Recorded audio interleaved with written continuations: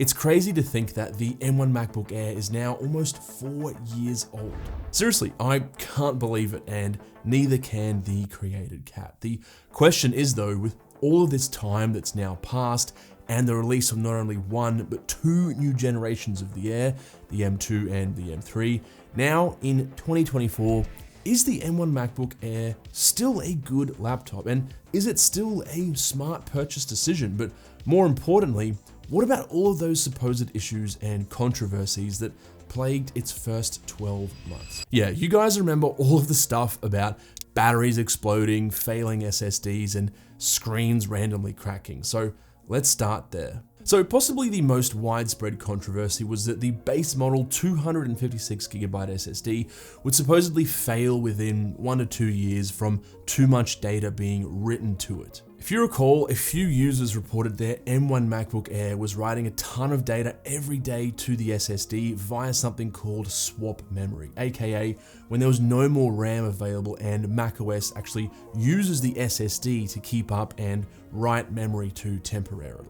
Now, I did a pretty big deep dive in early 2021 and found that while there was a little bit of truth to this story, it was still massively overblown. There were also a few app and macOS updates shortly after that that further improved the way memory was utilized, reducing the amount of data being actually written to the SSD. But others were quick to point out that the 256GB SSD on the base model is still a really small SSD in terms of capacity, which means it should theoretically fail much faster than, say, a larger 512GB or 1TB SSD. Check out this video I made on that topic, which goes into way more detail. But I couldn't find any good examples of failing M1 MacBook Air SSDs out there. Same with the whole cracked screen issue that got a lot of traction in late 2021, where people claimed the hinge mechanism on the Air was too tight and the glass screen tolerance was too little,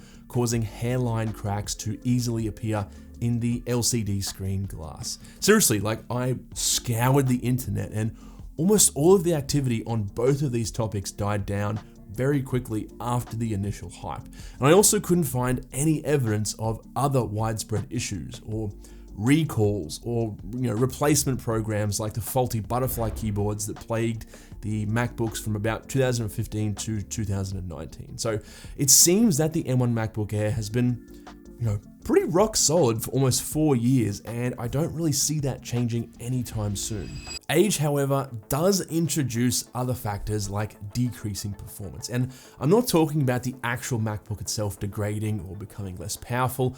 What I mean is apps and programs becoming more demanding and the introduction of newer, more powerful options, primarily, of course, the M2 and now M3 MacBook Air. So let's start with the first point. Are apps and programs really more demanding than they were 4 years ago? The answer is not really. In fact, I'd say performance has actually improved. Lots of apps continue to optimize for Apple Silicon, and in some cases have only just received native Apple Silicon versions in the last 1 or 2 years.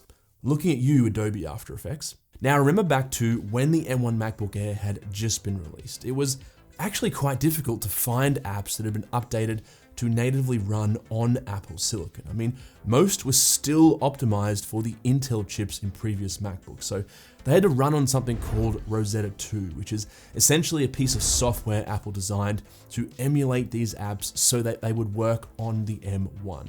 Slowly but surely though, most of these apps got updated, and developers now are very familiar with Apple Silicon, so this continues to improve even almost 4 years later.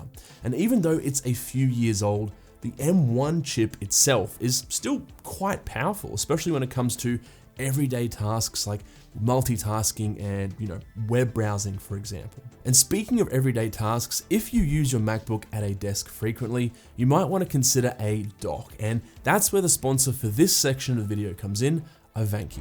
The Ivanki Fusion Dock Max 1 is the first and only docking station that allows you to connect your MacBook to up to 3 6K displays and 1 4K display, enabling you to see, experience, and get more done. For reference, my really expensive CalDigit TS4 only supports dual monitors. To ensure the Ivanki Fusion Dock Max 1 is the perfect choice for MacBook users, it was designed to only work with MacBooks. It's not even compatible with Windows PCs or Windows laptops. Inside, you'll find dual Thunderbolt 4 chips delivering exceptional performance and efficiency. And as a content creator, I was able to put the Fusion Dock Max 1 to the test. I connected all of my monitors, speakers, SSD drives, and memory cards, and still had room for more thanks to the 20 ports of connectivity versus my CalDigit TS4's 18 ports. You also get more front inputs on the Fusion Dock Max 1 for quickly connecting accessories. On top of that, it provides 2.5 gigabit Ethernet and 96 watts of charging for my MacBook. Plus, it has 4 40 gigabit per second downstream ports versus my CalDigit's 2. So if you have a bunch of Thunderbolt gear you need to connect, the Fusion Dock Max 1 is the clear winner.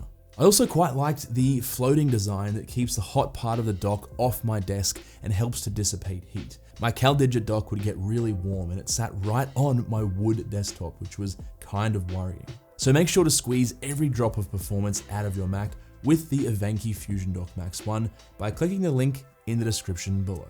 Okay, getting back into it. Now, I need to make a very obvious comparison in this video, and that's comparing the M1 MacBook Air with the M2 and the newly released M3 MacBook Air, which is floating around here somewhere. I still need to actually make a video on it. Now, if you're wondering what the differences between the M2 and the M3 MacBook Air are, well, they are almost non-existent. I mean, the M3 gets a slight performance bump in some areas, which you probably won't notice. It finally allows for dual external monitor output, but only if the laptop screen lid is shut, and it gets a new anodization seal to reduce fingerprints on the midnight finish. But that's it. I mean, no major differences from the M2. They are effectively almost identical. That being said, these new M2 and M3 versions are better, of course, than the original M1 in almost every single way. Mainly physical features like the chassis, the screen, extra ports, and speakers, and these new Apple Silicon chips are also superior in terms of performance. But are they really? I made a really detailed comparison video a while ago that I'll link down below so you can check it out. By the way, make sure to hit that subscribe button to see detailed comparisons of all future Apple products. Anyway, I found that the performance difference between M1, M2, and M3 is only really noticeable on paper or in graphs, like this one. And if you apply it to real-life workflows like coding, for example, there's almost zero difference. I mean, even more intensive things like the Adobe Suite, again, very minimal difference. The only areas I found any real difference was video editing due to the addition of the ProRes video engines on the M2 and M3, and of course, anything intensive involving the GPU, like 3D animation or gaming. But that's kind of a catch-22, right? Because the overwhelming majority of MacBook Air users are not doing anything more intense than web browsing or emails or Word documents, and maybe the occasional iPhone holiday or pet cat compilation video. And while doing these things, there is seriously almost no difference between the two. At least, I couldn't notice anything when they were side by side. Even if I loaded up a heap of browser tabs and was switching between like 7 open apps, doing some relatively decent multitasking, I just really could not notice any kind of significant difference. So even though the M2 and M3 chips are technically more powerful than the M1, almost no one is going to notice. Like, you're not buying a fanless MacBook Air to slam it with hardcore rendering or gaming all day long. At least I hope so. I've seen a lot of weird shit in the comments section of this channel. And that's before mentioning the fact that the M2's SSD was significantly slower than the M1, which decreased performance on the M2 slightly. I made a separate video on that too. Note that the M3 MacBook Air seems to have resolved this issue. So at this point, you're probably wondering, why doesn't this guy just slap some lipstick on his MacBook Air and start making out with it already? First of all, don't judge. It gets a little lonely in here. Second of all, there are 2 issues with this machine in 2024 that you really should be aware of.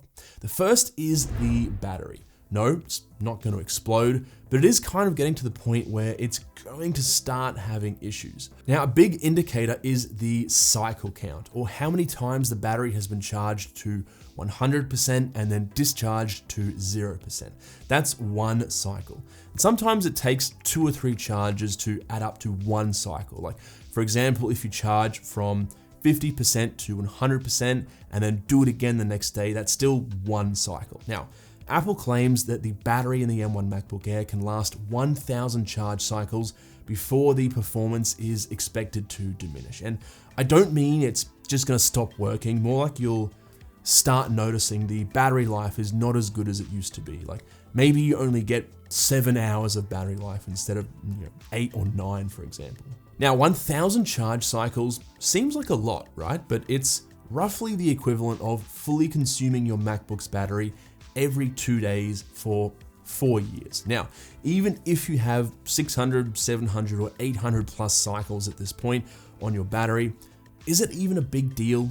Look, not really. If you own a MacBook Air, even if your battery capacity is noticeably reduced, you've likely got your money's worth over the years you've used it with great battery life, right? But just be aware that roughly 3 to 5 years is kind of the threshold where these lithium-ion laptop batteries start to have issues, especially if it's constantly running on the battery, so it has a high cycle count, and maybe also it's been used in a really hot environment its whole life, like Australia. It is bloody hot here, which batteries do not like very much. Or if you're buying it used, again, you don't know how the previous owner has treated the battery. Maybe they were really hard on it. Now, if you need to replace the battery for whatever reason, in typical Apple fashion, you can't do it yourself, unless you're quite tech savvy and have the tools and know-how. It does cost a decent amount to replace via Apple, but to be honest, if you've already gotten a good 4 or 5 years of daily usage out of this thing already, it's not the worst ever deal.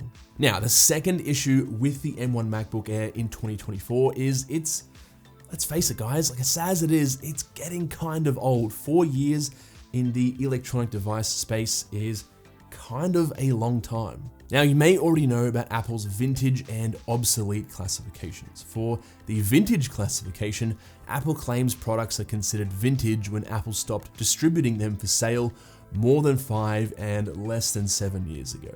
Now, funny story, I was actually trying to update my mum's 2017 MacBook Pro the other night to macOS Sonoma, and after a few minutes, wasn't working, and I realized it was officially vintage, like the laptop itself, and was no longer eligible for any software updates. So it's just forever stuck on macOS Ventura.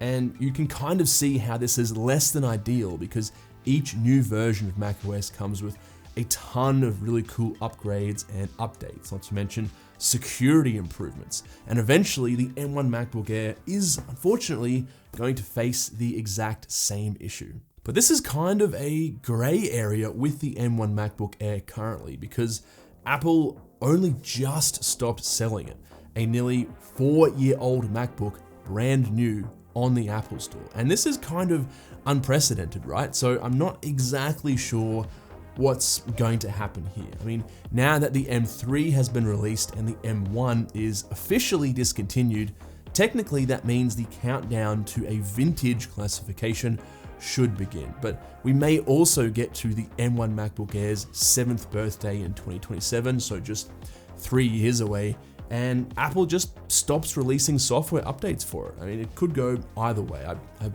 no idea. But just like the battery, if you've already got an M1 and you've been using it for a while, you're probably not too worried. I mean, the only people that should take this into consideration is if you're currently looking to buy a MacBook right now. I would definitely consider going with a more recent model like the M2 or the M3 if future-proofing and longevity is high on your list. But yeah, what an incredible piece of gear this laptop has been.